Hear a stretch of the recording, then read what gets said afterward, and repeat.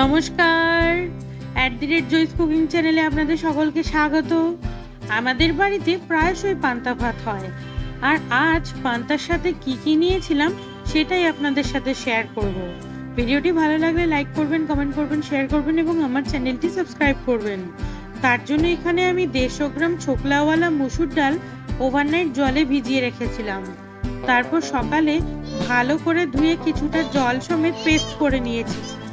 এবার একটি মিক্সিং বোলে মসুরির ডালের পেস্ট নিয়ে তার সাথে কাঁচা লঙ্কা কুচি, পেঁয়াজ কুচি, স্বাদ মতো লবণ, সামান্য হলুদ আর সর্ষের তেল দিয়ে ভালো করে মেখে নিয়েছি। তারপর একটু করে মিশ্রণ কলা পাতায় দিয়ে পাতাটা ভালো করে ফোল্ড করে দিয়েছি। এবার গরম তাওয়ায় এপিট ওপিট করে সেঁকে নিয়েছি। আপনারা এই পাতুরি বানানোর সময় গ্যাসের ফ্লেম একদম লোতে রাখবেন, নাইলে পাতাটা পুড়ে যাবে কিন্তু ভেতরে পাতুরিটা কাঁচা থেকে যাবে। পাতাটা সম্পূর্ণ এইরকম হয়ে আসলে বুঝবেন পাতুরি একদম তৈরি হয়ে গিয়েছে। তাছাড়া পাতুরির একটা সুন্দর গন্ধও বেরোবে। তারপর গরম গরম পান্তা ভাতের সাথে সার্ভ করেছি, আর সাথে নিয়েছি বেগুন পোড়া মাখা। সেরা স্বাদের বেগুন পোড়া মাখার রেসিপি দেখতে হলে আমার শর্ট ভিডিওগুলো ফলো করবেন।